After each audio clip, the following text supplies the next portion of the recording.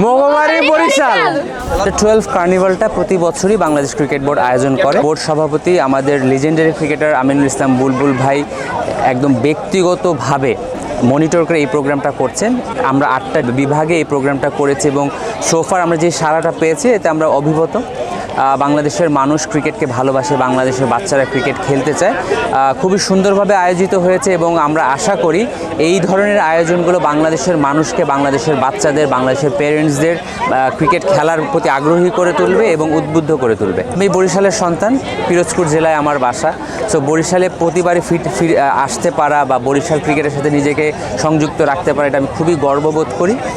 বরিশালের এই স্টেডিয়ামটা ডেফিনেটলি অনেক সুখস্মৃতি আছে। লাস্ট টাইম যখন এখানে খেলেছিলাম আমরা অলমোস্ট 5-7 বছর একটা গ্যাপে এখানে ফার্স্ট ক্লাস ক্রিকেট খেলেছিলাম এবং আমি ফার্স্ট ম্যাচেই সেঞ্চুরি করেছিলাম।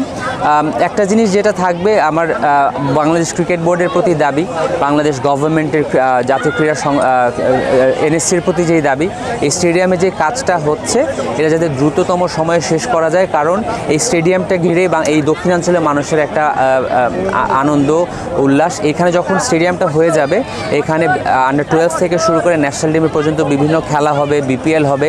এই দক্ষিণাঞ্চলের মানুষ ক্রিকেটের সাথে আরও ইনভলভ হতে পারবে। ভাইয়া, আমরা সবাই বরিশালের মানুষ, আমরা বরিশালে খেলা দেখতে চাই। সো আমাদের মাঠটা তাড়াতাড়ি করিয়ে দেন।